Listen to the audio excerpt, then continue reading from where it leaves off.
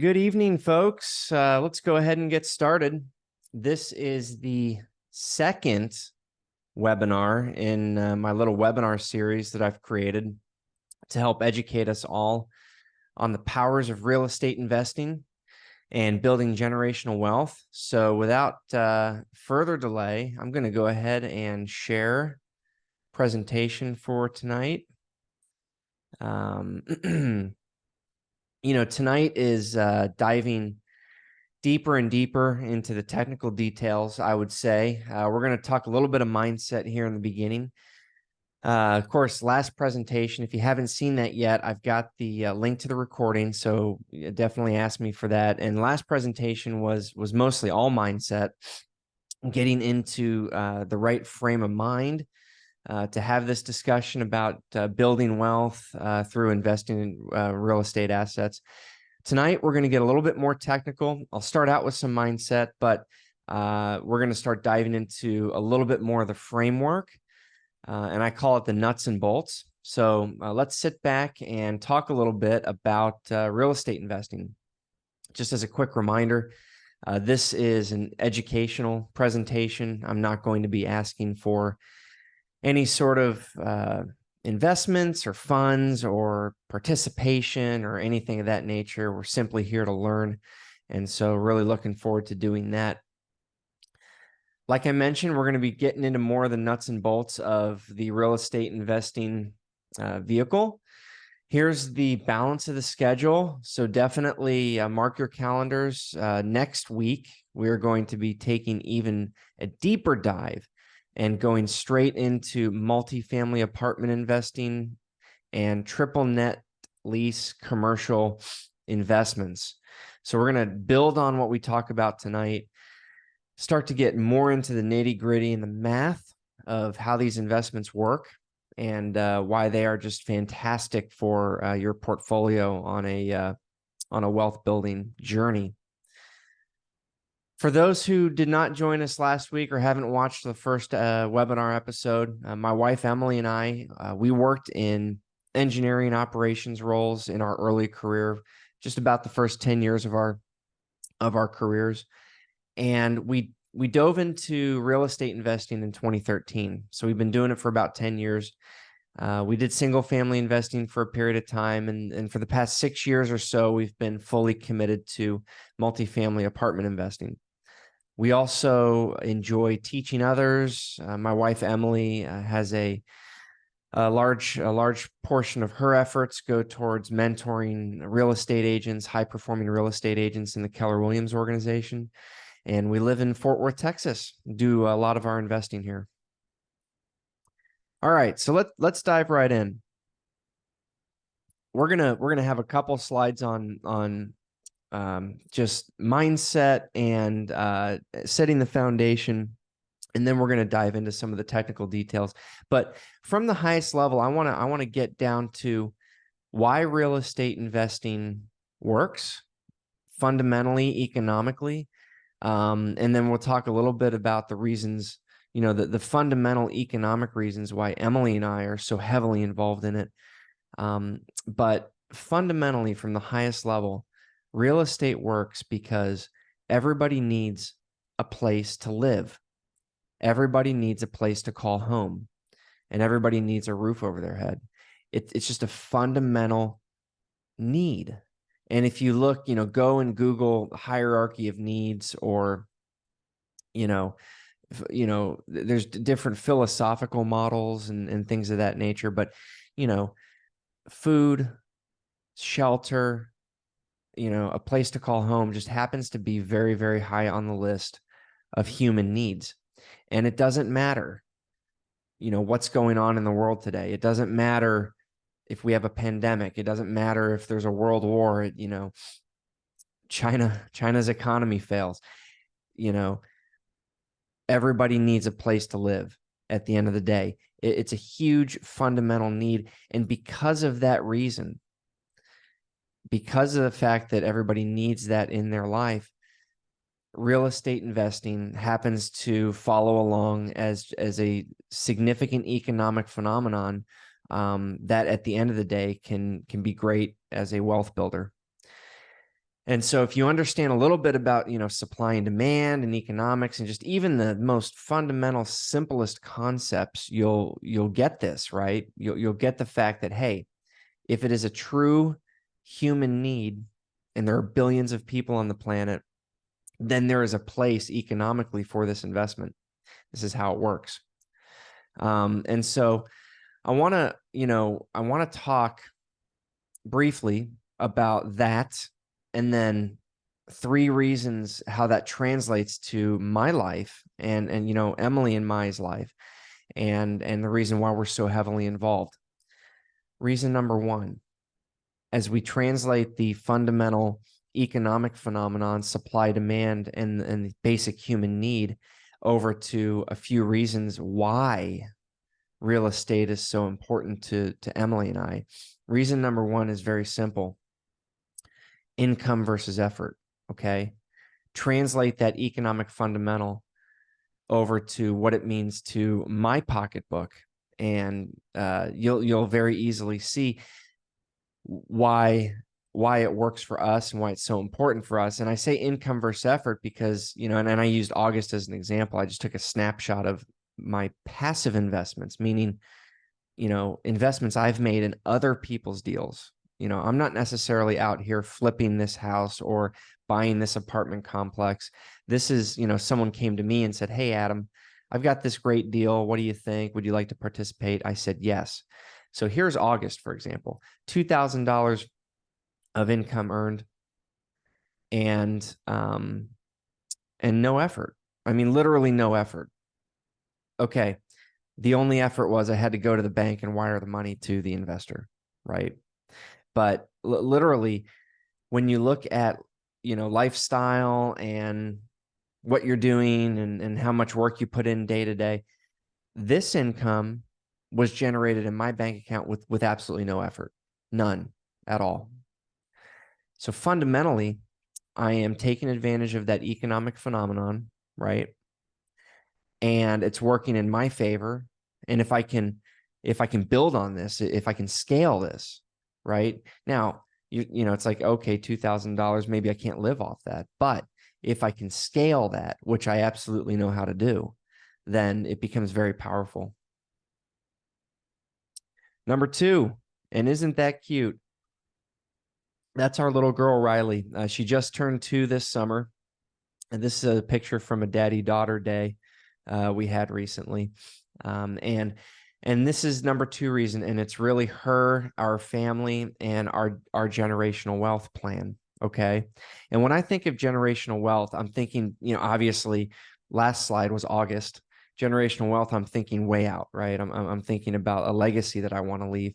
And, how I was taught, I think a lot, most of us, a lot of us were taught is, let's invest for the long term. Let's invest in, stable mutual funds, index funds, things that follow the market. Let's all get on the wagon and ride the wave of success, stock market, if you will. Maybe some folks are more active than others, but if you just pull a typical example, I Googled S&P fund calculator, right? And I just put together a simple model here. If I were to take, say, Riley's college fund, let's take $25,000 today and invest it for 20 years. And let's say I can get 10% annually, compounded annually, which quite honestly would probably take a little bit of management, because I think 10% is a little bit better than you can do by just setting your, investment alone and letting it grow. But anyway, 10% annually, 25,000 for 20 years turns into about $170,000, 168, 187. So there it is, Riley's college fund. Okay. I think what I've come to realize, and maybe you all have realized the same thing, is that's just isn't a lot of money. Okay. Over a 20-year period, it's not something I would, feel safe just setting and forgetting. It's not enough of a return for the potential risk of, mismanagement or, stock market crash or what have you. And so what I've learned, through experience, just based on what I've seen in my own portfolio, And the model that I put together for our family's generational wealth is, hey, real estate happens to be a sure bet. It's a better plan, right? I can actually rally around it, control my own destiny. And here's just a model that I put together. And when I invest in real estate assets, I use the same model, right? So if I'm, today, if I'm invested in 50 real estate assets, then I've used this general theme to kind of build that initial investment. And so we'll take the 25,000, we'll invest it today, and then we're going to reinvest it every 4 years as the real estate asset turns. So I invest in a commercial building, and let's say it sells, and I get an 80% return on investment. And then I reinvest that again, and I get an 80% return, and again, over and over into these 4-year holds, these 4-year hold periods. And you can see the return is drastically different. Okay. It's fundamentally different. Okay. And it's really not even in the same playing field as the stock market or the mutual fund or index fund. And in fact, if you've got more money to play with, or if you take, say, $100,000, well, then it's in a completely different league, right? It's way different. And we're going to get into the reasons why. Like I said, the technical details we'll get into, why the right-hand side is different than the left-hand side. But it's something that really needs to be considered for you and your family's legacy. And then reason number 3, and again, drawing this all the way back to the macroeconomic reason why real estate's so good and why real estate works, being that people need a place to live. Take full advantage of that, right, for our lifestyle purposes. And whether it's the generational wealth component, or it's, the snapshot of my August income, from real estate, we look at this and say, hey, I can build a lifestyle off of it. I can scale and do what I want with my life. And what does that mean? Well, it means I have options. It means I can, work in the job that I want to work in. It means that, maybe if I can scale this enough, I don't have to work in the job. I can do other things. And so slowly but surely, as you scale your real estate business over, several years, you get to realize this. You realize that, oh, wow, my income level is different, or I'm putting a lot of money away in my portfolio, and things are, wealth is starting to build pretty significantly.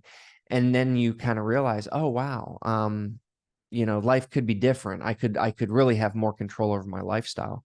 And it's fundamentally powerful. I've seen tons of my colleagues go through this realization. And it's a major reason why we're in the business. All right. Enough of the mindset. That was great, right? That gets me in the mood to kind of dive into the technical details, and I hope it's exciting for you to see. And so let's do that. I've got a slide here, and I'm going to pop up some of the technical details that we're going to talk, and then I've got a separate slide on each one. But these are, when we go a level deeper beyond the macroeconomic principle that everybody needs a place to live, these are the outflow. These are the benefits. These are the mathematical spider webs that are created out of that basic need. Okay. Cash flow returns, equity gains, leverage, control, and tax benefits happen to be just measurable mathematical parameters. If we put our engineering hat on for a minute and try to think of the mathematical spreadsheet that's created, these are the big ones. These are the 5 pillars. Okay. And so we're going to dive into each one here. Cash flow, a fundamental benefit of owning income producing real estate. At the very basic level, you could have a single family home that is rented to a tenant. The tenant pays rent. You, as the landlord, the homeowner, pays expenses, pays for the mortgage, and at the end of the day, you're going to have money left over. This is called cash flow profits. And depending on the type of investing you do, it could be 5% of your investment annually. It could be 10, it could be 15, but whatever it is, it's a monthly residual.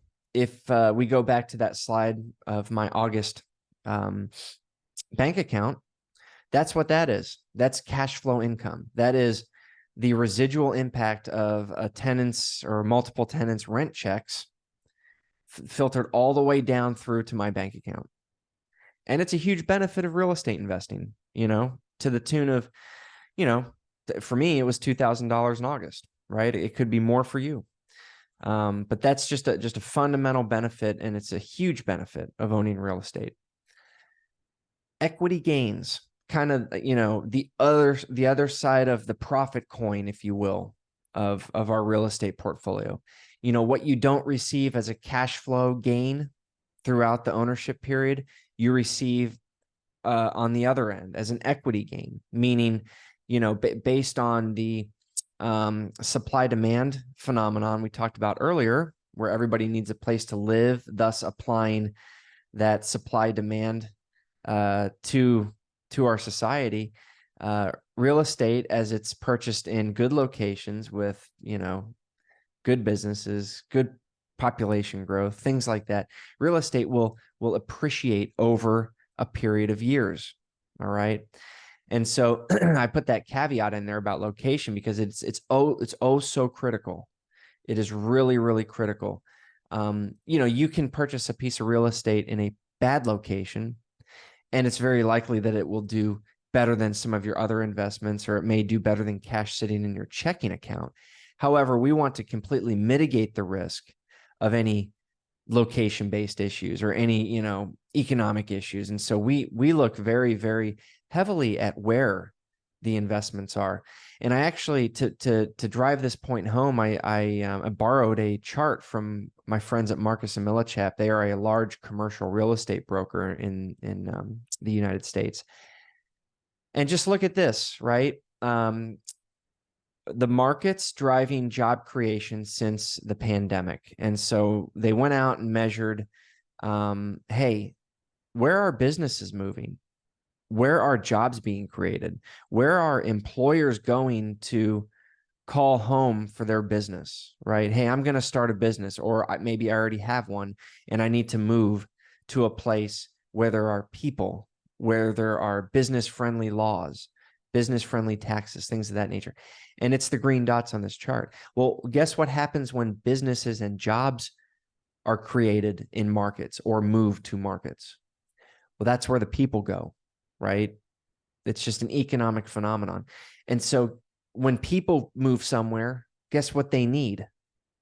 They need a place to live. And that's where we come in. When we make real estate investments, we go to the markets that happen to be the high growth markets where people need a place to live, because they need my house. They need my apartment. I'm going to buy the place and invest in the place that they call home, right? I want to be a part of that supply demand phenomenon. So that becomes very important. And it drives, not to lose sight of that parameter, it drives the appreciation, it drives the demand for real estate, and thus the gain in equity, the preservation in value for your investment. Leverage. Okay. Leverage happens to be a significantly powerful tool in the world of real estate investing, especially as it comes to utilizing debt financing, other people's money to do your deals. Okay. When we buy an apartment community and I seek investor equity, or I ask investors if they want to be a part of the investment, I'm actually only having to ask a small portion of people to come on board compared to the total value of real estate, because I'm actually going to the bank and asking for a loan to purchase usually the largest portion of the deal. Okay. And so this is very powerful because, as it is, my largest partner in these deals, which happens to be the bank, usually is the cheapest money. It's the easiest and the cheapest, money. And oh, by the way, the bank does not participate in the last parameter we talked about, the equity gain. So to use a simple example, let's say I look in Texas to do my investments because it's growing and people are moving here and things of that nature. Real estate's appreciating. Let's say I buy a single family house for $100,000. And let's say I go to the bank and get $50,000 loan. So I put 50,000 of my own money in and I get 50,000 from the bank. Well, let's say over a period of 5 years, that house appreciates by 100,000. It doubles in value. Now my house is worth 200. Well, if I go to sell the house, me, the real estate investor who put in 50,000 is going to make $100,000, right? 200 minus 100. And and at the end of the day, I will, multiply my investment of $50,000. The bank who I borrowed the money from, the other 50,000, they don't participate in that equity gain. They don't get any of that additional $100,000 appreciation that I receive when I sell the house. I simply just have to pay the loan off. So leverage happens to be, leverage when it's used properly, right, happens to be just one of the most amazing aspects of investing in this vehicle that you can imagine. And to go into more specific numbers, I've got a couple case studies lined up where you can see how powerful this is. Tax benefits and other economic phenomenons like inflation.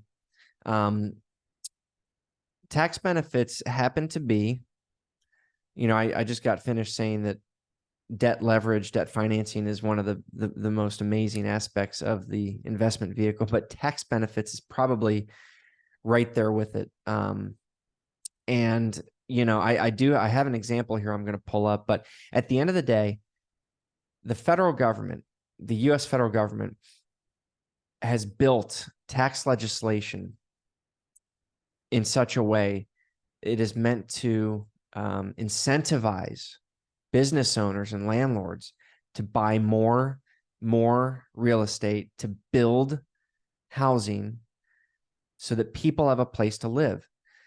The federal government, the IRS, recognizes the benefit that real estate investors and home developers bring to the country, right? Housing happens to be a huge shortage today, right? There needs to be incentives in place so that people participate in this business. And therefore, real estate investing and real estate development happen to be just about as close. I'm not a CPA. Please obviously consult with your tax professional, but real estate investing happens to be just about as close to a tax-free investment as you can get when you compare it to the amount of wealth that it generates. And so, when I do my real estate investing, I'm looking to do investments that bring massive tax benefits on the order of, so much money that I'm able to write off a lot of the gains that I do as a real estate investor. And so let me use an example here. This happens to be a snapshot of a Form K-1. When you are part of a real estate investment that has partners, so let's say me and 10 people go in and buy an apartment complex, right? Well, the apartment complex will do a tax return and it'll throw me a Form K-1 like this, right? It says, hey, here's how much money you made or lost. Or and what's powerful about real estate is the ability to depreciate the real estate over time. And in particular, some assets, including apartment communities, you can depreciate a certain amount of the real estate's value in an accelerated fashion in the first year. Okay. Something, the value that you might be able to ordinarily depreciate over a 5-year period, we actually, as investors, get to depreciate it in the first year of ownership. And so that's what this is. I made in this particular deal, I made a $100,000 investment. And in the first year of ownership, which this tax document represents, in the first year of ownership, we had a accelerated depreciation loss on paper of $106,000. Okay. So to be clear, I didn't physically lose $106,000, right? My investment is still safe. In fact, we're probably going to do very well on this investment. But the tax benefit is the fact that the federal government, the US federal government says, hey, we want to incentivize people to do these investments. Why? Because it creates housing. And therefore, we are going to create as much of a tax-free environment as we can through incentivizing the purchase of real estate and allow them to write off a significant portion of their investment in the first year of ownership. And that's what this is. So what do I do with this? Well, I can take this loss, this paper loss, and I can apply it to other gains that I have in my portfolio. Let's say we did really well in the same year and I made $106,000 on a separate real estate investment, a different property, a different place. Well, I can use this piece of paper here and write that gain off, right? And it makes it look like I didn't make any money at all. So this is, again, these parameters, these 5 pillars we're talking about are all significantly important, but this one happens to just be a fundamental game changer when it comes to building your wealth profile throughout the years, building your wealth plan. Okay, finally, last but not least, gosh, I keep saying most importantly, each one's important, but control over your investment. Having the ability to control your own destiny fundamentally changes when you switch over to real estate investments. It just does. And I'll tell you the reasons why. When I first started working and building up a small investment portfolio, whatever that might be, investing in index funds, mutual funds, GE stock, right? You name it. Whatever a money manager or my friends were doing. It was great. There were good times, there were bad times, but at the end of the day, I had virtually zero control over the performance, over the destiny, over the direction of the companies and the organizations that were behind those investments. Yes, I owned GE stock. I worked for GE for about 10 years. I owned GE stock. I did not sit on the board of directors at General Electric. I could not control the destiny of that company. I could simply wake up every morning and see what the stock price was doing, right? So that changes when you invest in real estate. You tend to have more control over what your investments are doing and where they're going. You get to control where you invest, the markets that you get into. You get to control who you put your money with. Now, going all the way back to the slide of August and the income produced in my bank account in August, each one of those deals, I've got the cell phone number of the person who controls the deal, right? I have great relationships with those people. I see them frequently. I know what they're about. I know how they operate, right? There's a level of trust there. So it's just, there's more control with this. If you change your mindset and go in this direction with your wealth plan, there's more control. There just is. There's no two ways about it. You have absolutely more control over your portfolio. All right. That's the philosophical, that's the textbook. Let's dive into a quick case study. And I've got 2 case studies here to just hammer a couple points home, and let's make sure we understand this. And where we are going is we're going to go through these case studies and then we're going to wrap up. And next week, we're going to build even further on this. We are going to take the case study material and the concepts and these pillars and the things that we're kind of now turning from, theoretical into reality. We're going to dive into some real specific investment types. Like, okay, it's great. I understand these pillars. I get it. I'm making the connection between the economic and the theoretical, and now the fundamental mathematical, how it impacts me. But, I want to dive deeper and talk about what type of investments, right? Let's compare and contrast. Let's look at multifamily. Let's look at commercial. Let's look at mortgage notes and see how they work within the framework of these concepts. And so starting with our first case study, Cash flow. Okay. So I've got, what do we have? A multifamily rental property in Texas. Okay. In Fort Worth.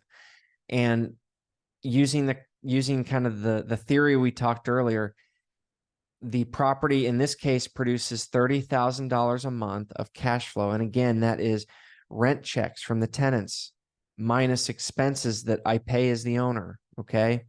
And then minus the mortgage payment that I also pay. Say I have a mortgage on the property. At the end of the day, there's $30,000 left over. And so what happens? It's divided out. This, multifamily real estate is a huge partnership. It's a huge participation business. So this gets divided out by the ownership percentage. And so our hypothetical investor would make, say $750 out of that $30,000 cash flow number, right? That translates to $750 a month for that investor, just based on their ownership percentage, how much they invested. Leverage. We talked about the bank earlier. So when we look at the leverage picture for this deal, it's a $10 million apartment community. $3 million of that purchase price came from you and me, came from investors, private investors who are interested in the deal. $7 million came from the lender. The lender also said, I'm interested in this deal. Of course, their participation is different, right? They are not an equity investor. They're providing a loan. We pay them an interest rate to provide a loan. And so they brought a bulk, 70% in this case, of the acquisition price. So when we closed on the deal, they brought most of the money. Equity gains. Okay, so we purchased for $10 million a few years ago. Through good operations, market appreciation, supply and demand, the property is now worth $16 million in 2023. So we grew the investment from 10 to 16 million. If you invested 75,000 into the deal back in 2021, your $75,000 investment through that equity gain turns into $120,000. And so when the deal sells and the bank accounts are closed and we pay the final bills and things are all done, the investor, you get a check for $120,000. Okay, that's the equity gain. It's phenomenal, right? It's the way we can build our portfolio and build our wealth. Going back to the leverage piece, guess who does not get an equity gain check? The lender, right? We simply pay off the $7 million loan that we originated in the beginning. Or maybe it's less. Maybe we've paid it down, right? Maybe over the period of years, it's now $6 million or what have you. But equity gains belong to the equity investors. Control. Okay. So I may not be able to put specific numbers around this in this example. However, I fully believe, and this is through multiple experiences, that because I got to choose this investment and I got to go drive it and talk to the leasing staff and understand, why people are living in this community and, what jobs are there and everything that controls the economics of the investment, because I got to do that, I have the ultimate control over the success of my portfolio and the investment in general. I can't say that about other investments I do, such as, my mutual fund portfolio or the index funds that I'm in, or the, couple stocks that I own. I just don't have that control. That's more of a gamble to me, right? That's more of, hey, put my money somewhere where it might grow, but I don't feel that sense of control. This multifamily rental property, I absolutely feel that sense of control. And then finally, taxes.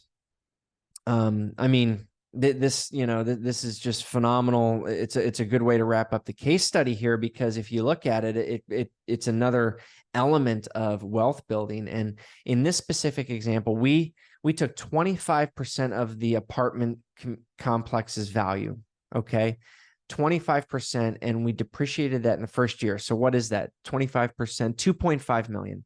So we took $2.5 million out of the $10 million valuation, and we wrote that off. Paper loss. As you can see, it didn't really lose that value. Because why? Because we sold it for $16 million this year. But we took in the first year in 2021, we took 2.5 million. We wrote it off the paper value of the property, and we distributed that loss to all the investors.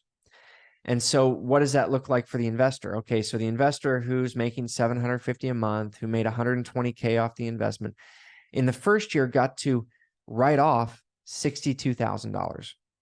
And so they invested 75. We hand the investor a tax form that says, okay, well, for this investment, you are going to have a paper loss in the first year of $62,000. And so what can we do with that? Well, we can take that loss and apply it to other gains. Let's say you had another real estate deal that sold in the same year and it made, coincidentally made $62,000. Well, now, because of this loss, your gain on the other deal is essentially tax-free, right? It's a zero income transaction. And so it's just a fantastic wealth building tool that we have here. Okay. So I hope this helps kind of put some numbers around the context. And it's important to realize this is a multifamily apartment deal, right? These are real numbers from a real deal that's in my portfolio, but it could be applied to anything.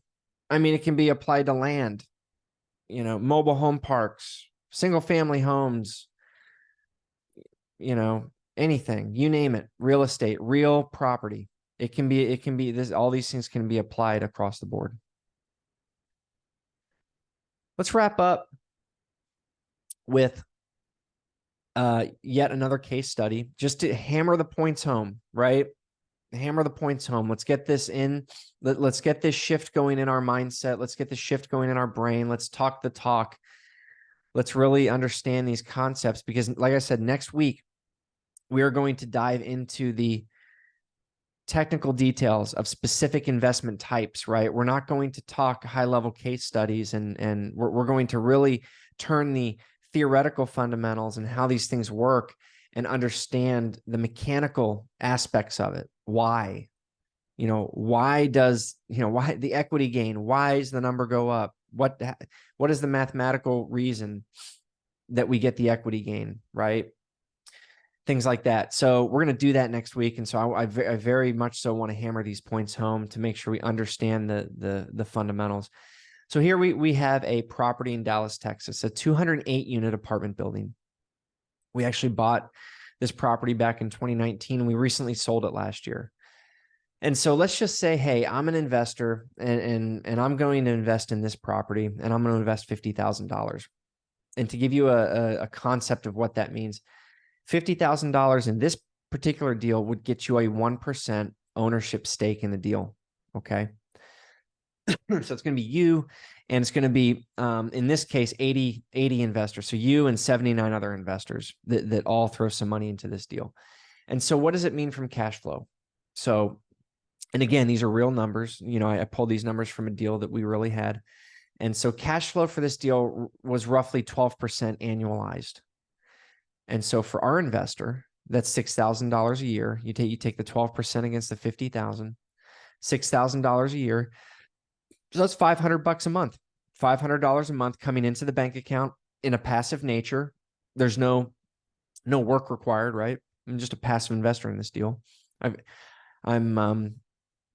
got my investor partners. There's a small group of lead investors that are leading this deal. And so I just get a 12% passive cash flow return, $500 a month. Leverage. Okay. So there's me and 79 other investors. We all threw in money to the deal. And in order to do the acquisition, we got a lender to join us with 17 million. So the lender brings 17 million. And the equity investors bring the balance to purchase the property for 23 million. So you can see, again, in this example, we've got equity investors bringing 6 million, lender brings 17. So the lender brings a majority of the money to the deal. And in return, we pay an interest rate loan to the lender. So yes, the bank brought more than 70% of the funds. Of course, we've went over this, right? The bank does not share in any of the appreciation gains or any of the equity gains. So anything that comes out of the property through a sale, any profits, the bank does not get. We simply pay the loan back. Taxes. Okay. This is going to be good news to the ears of our investor. The property generates a 25% depreciation in the first year of ownership. We do the same thing. We accelerate the depreciation in the first year. And so, for my $50,000 investment, I get a $35,000 write-off. I get a paper loss in the first year of ownership. And again, I can go use that loss however I can, right? If I make money in other ventures and other real estate, I have other income, I can use that write-off to ease my tax burden, to lower my taxable income. Equity gains. Well, we actually had a really, really positive outcome on this deal over the 3 years of ownership that we owned it, right? We had some market appreciation, very, very good management team, had just an excellent team at this property. So, thus our performance was great, right? We had great tenants. We had just great performance. The business did very well. We sold after 3 years of ownership and essentially more than doubled investor capital. And so if I made a $50,000 investment, I would get a $115,000 check in the mail after the property sold in this case. And so there's that equity gain, right? And then finally, control. Well, I made the decision to invest in the deal, right? I got to know the sponsorship team. I have the relationships with the people running the business. I know who they are. I see them frequently. We have a know, like, and trust relationship. I know the market. I got to drive the deal. I got to walk around and get a feel for the community. So again, all elements of control feel very much a part of and in control of my investment and my destiny in this deal. So exciting stuff, right? I mean, just talking about the benefits and how this can really make an impact on my wealth picture, just really amps me up and gets me excited. So talking through these case studies is just, it's the real deal. It turns the theoretical into reality. We get to talk some numbers, and I hope it excites you as well to kind of understand what's in your future. So let's take a look here. So we talked, we're wrapping up webinar number 2. We talked about, the underlying fundamentals, the economic basics, if you want to call it that, of building wealth through real estate investing. We talked about that tonight. Next week, as I stated, we are going to dive deep into specific investment types, specific vehicles, multifamily apartments, and commercial industrial triple net lease investments. They happen to be 2 of the most powerful things in my portfolio as far as building wealth. And I want to, really lay out all the groundwork, do the education, teach the mechanics behind these, because I really, truly believe they can become very powerful elements of your portfolio as well. So don't miss this one. Mark the calendar next week, October 11th, 7:30 Eastern, 6:30 Central. We will dive very deep into these 2 specific vehicles. And as always, my contact details are right here. I actually had a couple folks from last week's webinar reach out and schedule some time to just chat. I love doing that stuff. So, don't think you're bothering me at all. It's been really good to reconnect with some of you. It's been a little while for some. And so I really, really love that. Love to talk shop and just impart knowledge and spread the wealth, so to speak. And so please reach out. Would love to chat. Here are the contact details. And until next week, have a great rest of the week and weekend, and we will chat next Wednesday. Take care.